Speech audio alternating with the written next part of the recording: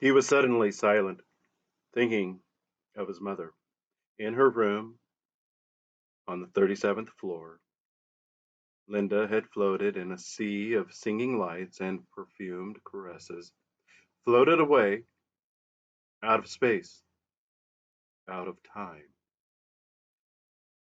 out of the prison of her memories, her habits, her aged and bloated body.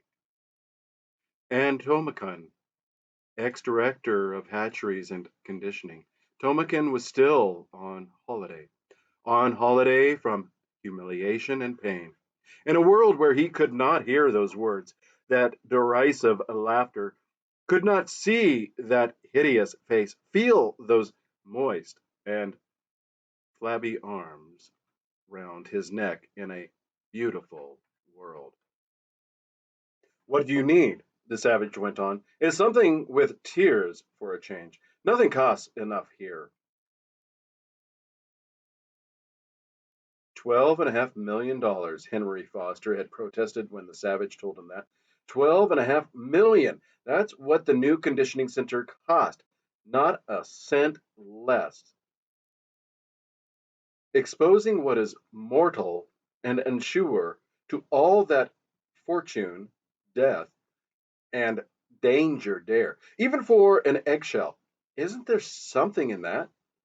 He asked, looking up at Mustafa Mon. Quite apart from God, though of course God would be a reason for it. Isn't there something in living dangerously? There's a great deal in it, the controller replied. Men and women must have their adrenals stimulated from time to time. What? Questioned the savage, uncomprehending.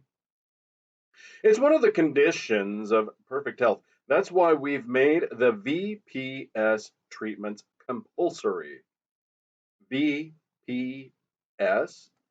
Violent Passion Surrogate. Regularly, once a month, we flood the whole system with adrenaline. It's the complete physiological equivalent of fear and rage. All the tonic effects of murdering Desdemona and being murdered by Othello without any of the inconveniences. But I like the inconveniences. We don't, said the controller. We prefer to do things comfortably. But I don't want comfort. I want God. I want poetry. I want real danger. I want freedom. I want goodness. I want sin.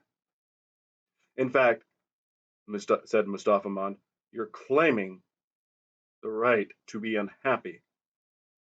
All right, then, said the savage defiantly. I'm claiming the right to be unhappy. Not to mention the right to grow old and ugly and impotent, the right to have syphilis and cancer, the right to have too little to eat, the right to be lousy, the right to live in constant apprehension of what may happen tomorrow, the right to catch typhoid, the right to be tortured by unspeakable pains of every kind. There was a long silence.